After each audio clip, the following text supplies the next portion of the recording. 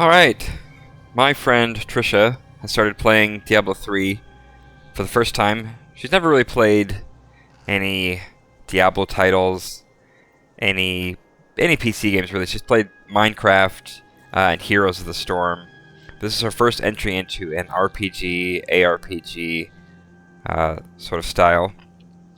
She's doing a fantastic job. She's having a ton of fun. It's great to watch somebody play through the game with no experience. It's a lot of fun for me. But I wanted to give her a few tips and answer some questions that she had posed in her videos. So that's what this video will be. We'll go ahead and create a character, name him Shooter, and get started.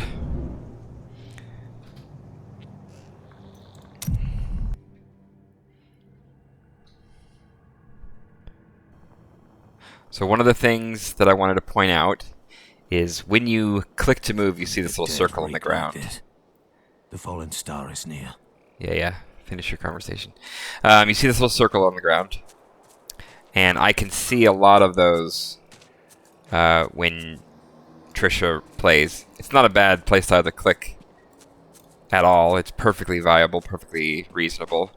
I think just to give an alternative option, you can click once and hold, and your character will follow your mouse, and you don't have to keep clicking. Totally up to you how you want to play that. Just thought I'd let you know that there is an alternative option if you didn't know that already. The same is true of attacking. You can click once to attack, so click. Or you can hold. And the difference there is if you click to attack, you will only ever attack as fast as you click. Whereas if you hold, you will attack at your fastest attack speed based on your equipment that you're using.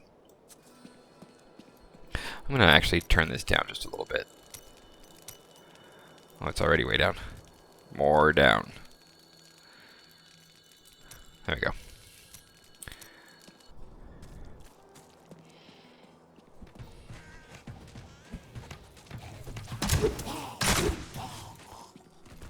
I have journeyed here to Captain Rumford. I'm skipping the dialogue. I think it's really good that you're listening to it and you're reading all the books and listening to all the characters and what they have to say, getting the story. I'd say keep doing that. I've seen it probably 1,000 times, so I'm skipping it. Guards, open the gates. You'll find Leah at the Slaughtered Calf Inn. One thing to note is every time you see that level up ding, you're going to unlock something. Unlock a skill, or eventually, like for example level 6, you'll unlock modifiers for skills. So the way to think about this, you always have a primary attack skill, and that's going to generate your primary resource, so in this case hatred. You'll see this generates 4 hatred. You'll always have a secondary attack skill, which is your main spender. So generator, spender. And you kind of want to go back and forth using these two. Generate some hatred, spend it all, generate some more, spend it all, right? This is going to be a lot more damage. You'll see this does 155% weapon damage. This does 750% weapon damage. So it's a huge difference. And then you'll see you have a defensive skill, a hunting skill, which we'll talk about that. Each class kind of has their own unique thing, devices, and archery. And so you'll have a total of 6 skills, 2 on your mouse buttons and 4 on your keyboard buttons, and then a total of 4 passive skills. So you'll be getting to this first one pretty soon. The biggest thing I want to say here is just whenever you level up, check your skills, see what's new, decide if you want to use something new or keep using what you're already using. Checkpoint reached. Now, you had some really good questions about this, and even your first video you ended after a checkpoint, and then when you started your second video, you were surprised to see that you didn't start where you left off. I honestly have never noticed this. I just never really realized how ambiguous the checkpoints are. I never end my session unless I'm back in town at a waypoint or if I've reached a new waypoint. Waypoints to me are kind of the spacers between segments of the game. So if you start in on a section and don't reach the next waypoint when you quit, you'll have to play that section over, at least in the story mode. So good questions on the checkpoints. I can't believe I never noticed it. It's just surprising sometimes to see the game through fresh eyes.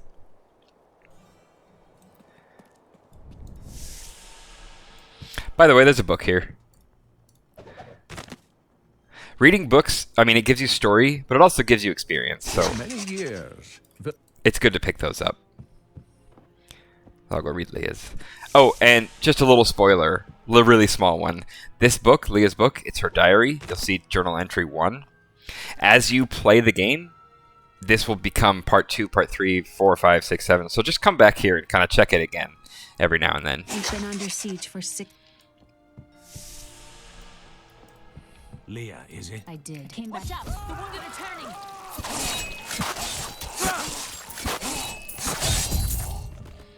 This is killing business. The dead will overwhelm us all. Then I shall put in Thank you. So my goal here, I'm kind of playing through what you played through as a way to introduce some of the things that you were questioning. This is Deckard's house, by the way, and he also has a book. We have come at last. You may have found that one, I can't remember.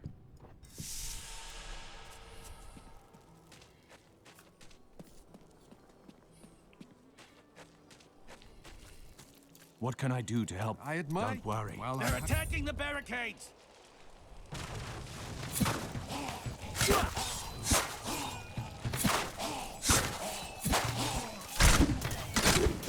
That's one of the wretched mothers. There are more of them in the ruins down the road.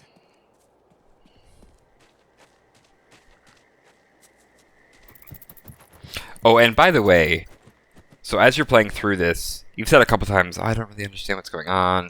You've had some really interesting reactions to some of those story points. Just keep in mind that this is the 3rd entry into the Diablo franchise, and a lot of the pieces tie back to the previous games. You can understand the story by just playing this game, but there will be little details and points that don't quite make sense or don't mean anything. They just sound like gibberish that, to me or someone else who's played the other titles, it's kind of fan service. Oh, that's Leoric. He's the... You know, they know who that is from previous entries, things like that. So, but you don't have to go play the other ones to know what's going on. You can just kind of keep going through the story as you are, and you should be able to piece it together.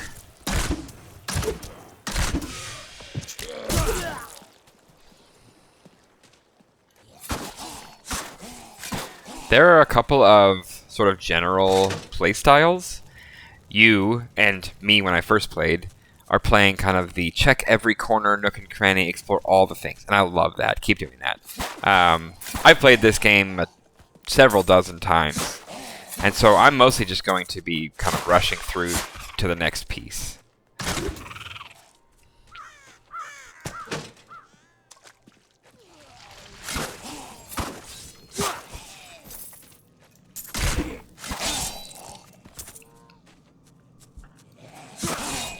My hatred is too low.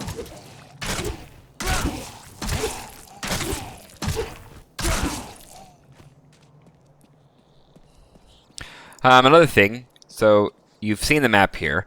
If you press M at any time, you will get a full-size map that you can drag around and see kind of where you've been, where you are, where you haven't explored. Sometimes, if you're close enough to it, or if it's there, you'll see kind of your destination. So, yep, that's M. And I think you've figured out the objectives. In the first episode, it seemed like you kind of didn't see them or weren't aware of them. But I think in your second episode, you were following them pretty closely.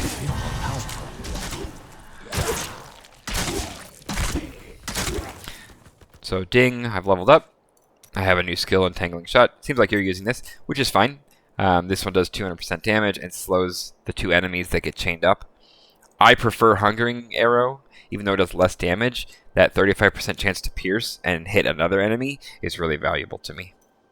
All of these are perfectly viable. Every skill is viable, so don't feel like you need to optimize. Now, when you get to the end of the game and start really trying to push the limits of the difficulty, if you do that, you will need to start kind of trying to synergize the skills and choosing ones that complement each other.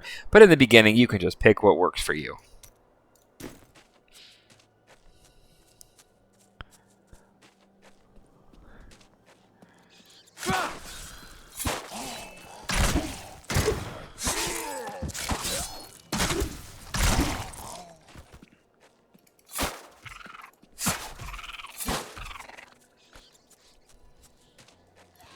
The task is done. These unholy creatures can rest now.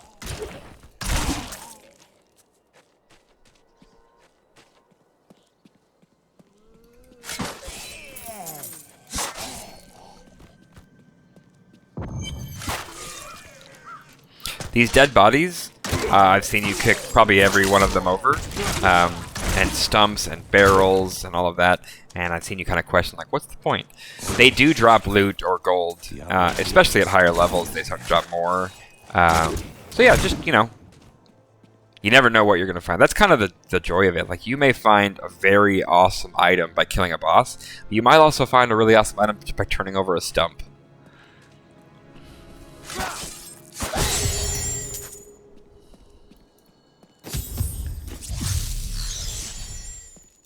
Thank you for your help. But Nor should you. Come, let us We'll search. need to open. So while we're here in town, I'll show you a little bit of the... I've got some A little bit about buying items, seeing items. So I've seen you question kind of like, why is this have a gray background, and this one has a gray, this one has a blue background, things like that. So there's an item rarity system, I guess, in place here. Gray is kind of broken, so that's why you see it's called an inferior chest armor. White is sort of normal or standard items. And you'll notice that those gray and white items don't have any attributes. They just have armor level 3, armor level 1. Nothing else. Magical items, so these are magic boots, will have a base level armor as well as one or more extra attributes that make it, you know, a little nicer. Then the next level up is going to be yellow, which is rare items. Those will have even more attributes. And then beyond that, you'll have legendary items. You have a legendary item already, that's your crown, which I was just tickled when you got the crown and started monologuing about how the kingdom is yours. That was fantastic. I loved it. But that crown is a legendary item. It's extremely unique. It will always have that legendary effect. So whereas the yellow and blue items are really random, they're just, you get a random roll to see which attributes you get. The legendary items will have sort of fixed attributes with a bit of randomness mixed in. And then the last tier would be set items. So those will be green, and they'll be basically the same as legendary items, except that they come as part of a grouping or a set. So you'll have maybe 6 items that make up a set. And when you get 2 of them, 2 matching items, so maybe you find the gloves and the boots, you'll unlock an extra attribute bonus, something that does something really cool to your build. And if you get 4 of them, again, you'll unlock even another set bonus. And when you find all 6 pieces, you'll unlock the 6-piece set, which could be really game-changing. So those are the rarity levels. I saw you came in here and you looked at weapons, you looked at armor, you looked at repair, and you didn't see an option for selling. So you just come to any of the tabs and just right-click on something you want to sell. It says item sold, and I got a little bit of gold. Not that I need it. I have 500 million gold, so you'll get there. Someday you'll have 500 million gold. and it is written, a fire will come. The same is true for enemies, monsters. You'll see we fight Here, let me generic help you. monsters throughout the game. And every once in a while you'll find maybe a yellow or a pair of blue monsters. You can basically... Sorry, I'll let them finish talking.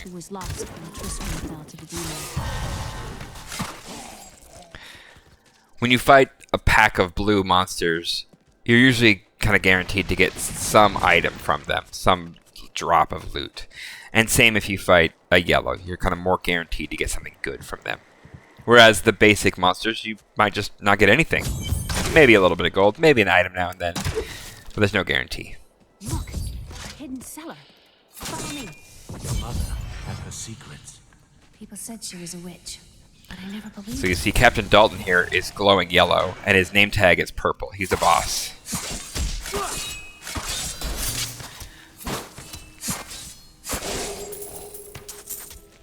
And while I didn't get an item, I got guaranteed gold.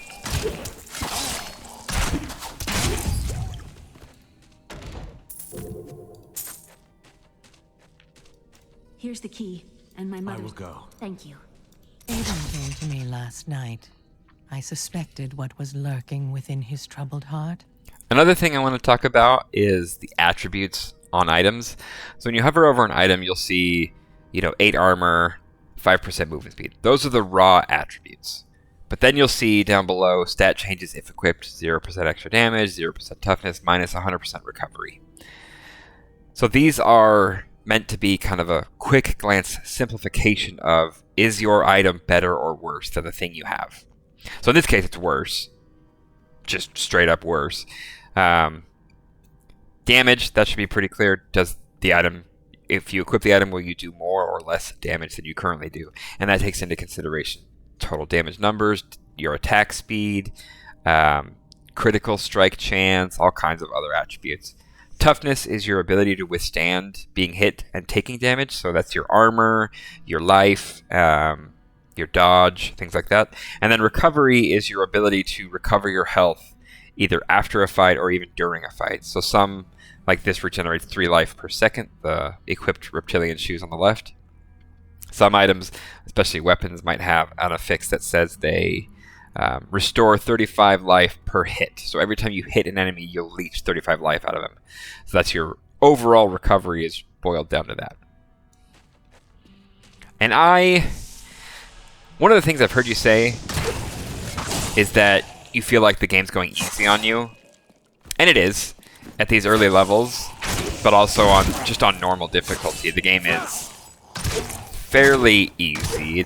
You're not really scrambling for your life constantly. And in that case, I typically focus on damage. So if an item has, plus 5% damage, minus 50% toughness, I'll probably still equip that as long as I'm still surviving. If it starts getting hard, then I will switch it around. This, for example, is fantastic. 230% extra damage, and I don't even care that it reduces my toughness and recovery by a little bit. This brings up another point. So you're playing a Demon Hunter, just like me. Demon Hunter's primary weapons are ranged weapons, bows. You can equip that axe that you found, but if you do, you won't be able to use skills that require a bow, which is a majority of your skills. So generally, you're just going to want to find the best bow that you can, or best crossbow, or whatever ranged weapon that you can find. And you're going to want to kind of ignore the melee weapons. If you find an amazing melee weapon, you can put it in your stash and use it on another character. That's one of the nice things about the stash, is it actually allows you to, say you want to create a barbarian, and you find a barbarian weapon on your Demon Hunter, you could just throw that in your stash, and your barbarian could pick it up the next time you play the barbarian.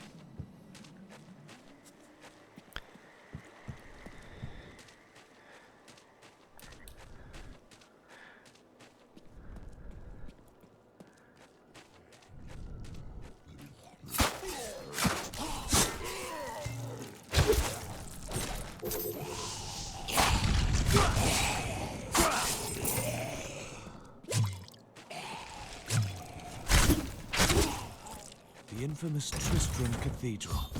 I am close to the fallen star now.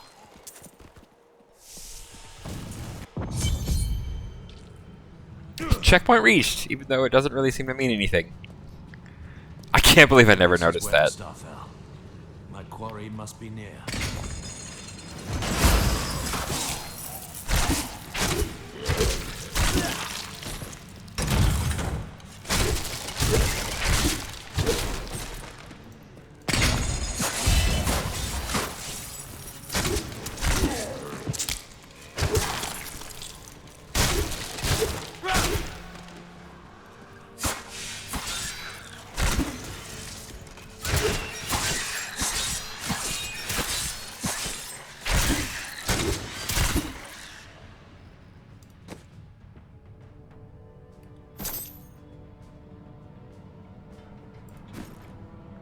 And I don't keep anything in my stash unless it's legendary or gems, which you haven't seen gems yet, so I don't want to confuse you or anything, but you'll see those pretty soon, probably around level 15, I think.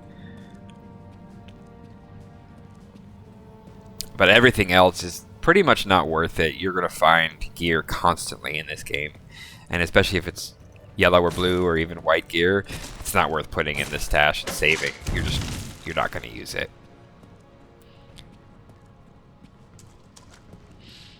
The maps, by the way, are sort of randomly generated. Like, there's a general flow, but the details are randomly generated each time you play, which I think is pretty cool. Just kind of makes it a little more interesting.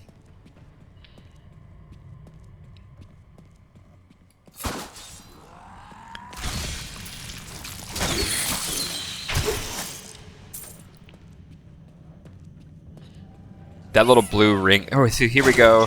These are blue. This is a blue cluster. They're a little more challenging. There's 3 of them. They have an affix. You see when you hover over it, it says teleporter. There, he teleported to me. And they dropped a cool bow. Now, you hear that laughing. That's something you haven't run into yet, but that's a goblin. Goblins, you'll see them on the map there, that little yellow guy, are treasure goblins. If you kill them before they disappear, they will drop just loads of treasure.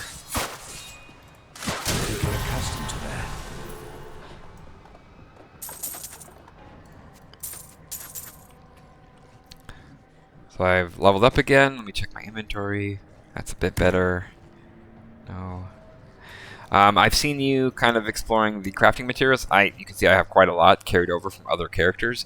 You will be introduced to crafting in the next few levels, so not to worry, that is coming. One thing I'm going to do that you didn't do, and again, nothing to say that I'm doing it better, just that I kind of have some experience with it. I'm going to switch to this rapid fire ability.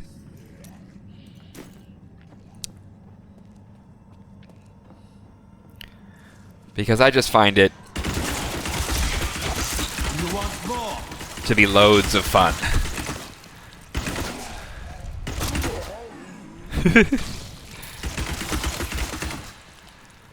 And I don't know why I'm going for the gold. I have so much gold it doesn't matter, but gotta pick it up.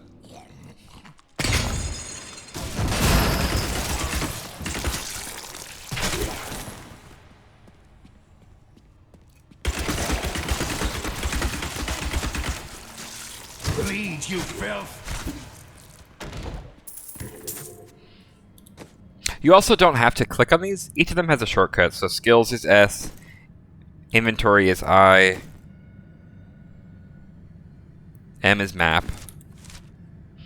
And if you have something open, you can just hit escape and it will close it. So you don't have to kind of scramble for the X button. Please kill me. I don't want to change. Aww. Sorry, buddy. Oh, dead end.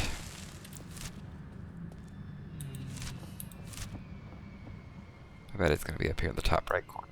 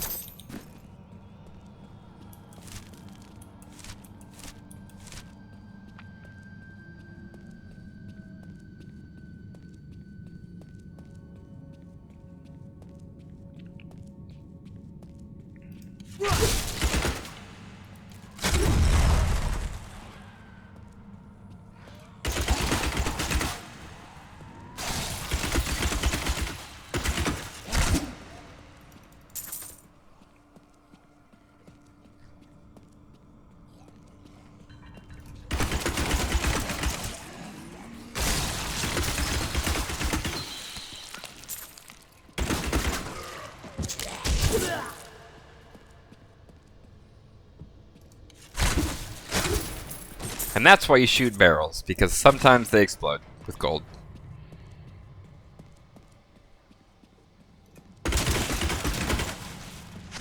There's also, you can shoot things that, like, you can't click on them, but you can still shoot them and they will break. And you get kind of this little speed boost if you do, which is kind of nice.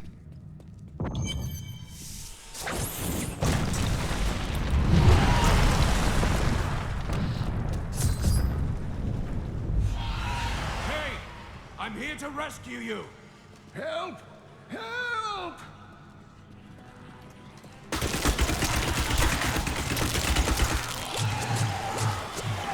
Those little red orbs, by the way, I don't know if you noticed, they're health globes. They heal you.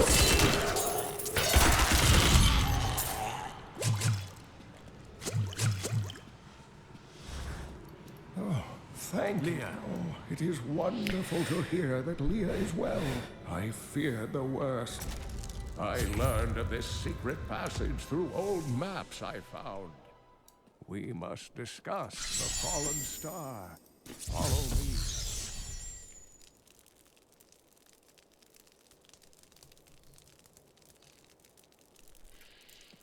One more thing I saw, yeah, that you had question about. So all of these items are usable by me.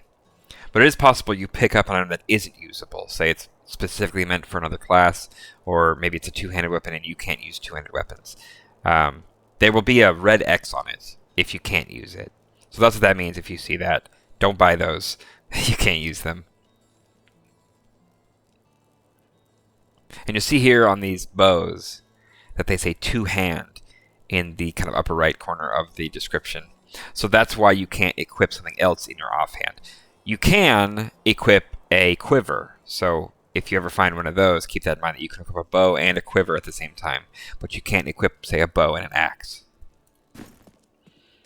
Uncle, you're alive. Thanks. I have not Please. much become more formidable. So this is the piece I really wanted to show you. So level 6 says that I've unlocked the Hungering Arrow Rune Puncturing Arrow.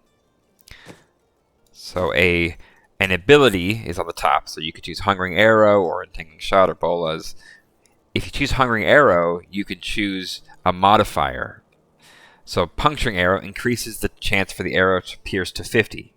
So now we have just piercing arrows all over the place, which is fantastic. So you always want to come in and check the level or the abilities and the runes, because they're going to change. Every level you're going to unlock something. The Skeleton King was lost. A tragic the key. So this is the blacksmith station, by the way. You haven't unlocked this yet, so you won't see this. I'll probably come back and do maybe a reaction video or a comment after you've unlocked it, so that I can kind of answer any questions you have, show you any tips that I know. But that's what that area is. You can even see kind of on the map. Oh, it doesn't show up. It should be an anvil there. And you see this little like circle is the mystic, which lets you kind of change your appearances. Which I have a lot of fun with. Some people like don't care at all. But I like looking good. So you come over here to the transmogrify, and you can say take this chess piece, and you'll see this is what it looks like right now. But you can make it look like that, or something else. And this is what I was talking about. Items will be white, legendary items, set items. Oh, that was cool. Let's do that. And now I look cool.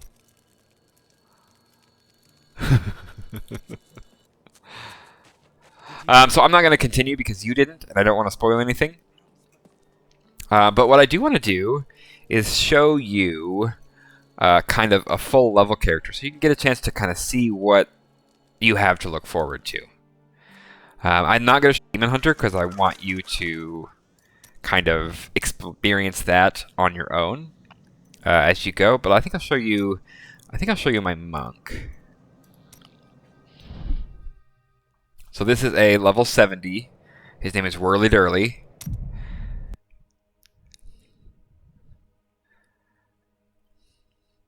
Which is a fantastic name. So this character summons these two little wind allies who fight for him. You'll also, as you go, you will unlock a follower that you can have a friend to kind of hang out with you. Um, that's the main attack that I do. And I've got it tuned so that it doesn't consume that much resource, so I can do it for a long time.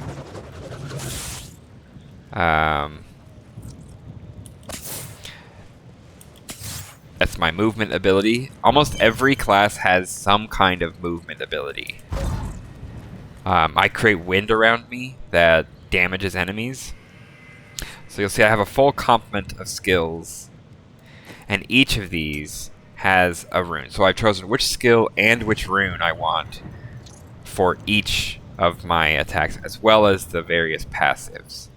My gear, I've got, you can see I have the Sage's Apogee Helm and the Sage's Ribbon Waist, unlocking set bonuses. And then I also have this second set. So I'm not going to go through all of each of the items. Just kind of give you an example of what you have to look forward to. It takes quite a long time to beat the entire game. It takes quite a long time to get to level 60 or 70. Depending on if you buy the expansion, you can get to 70. But then just getting to 70 isn't the end, because then you're on the hunt for these just very rare and hard to find items that you just have to get by playing again and again and just running through it. So you can run through the story multiple times, or you can run through kind of what are like mini games, these rifts. You can run a Nephilim rift, and it's just kind of like a little maze with monsters. There are no quests, there are no people, there's nobody to talk to. It's just a big maze with a bunch of monsters that you just kind of run through endlessly until it's over, and do that again and again. Hopefully you find the items you're looking for. And the magic, like the drop rate of rare items and legendary items does go up. So you found a legendary helmet in the 2 sessions you've done so far. But once you hit level 70, you may find multiple legendary items in that amount of time. So yeah, I think another time I'll show you kind of a full run-through of one of those rifts, of the skills that I use. But I think that might be a little too much for right now, so I think I'll end it there. I made a few notes. I'm just making sure I touched on all the pieces I wanted to share, and I think I have. So I hope you keep playing. I hope you keep enjoying it. I hope this video helps.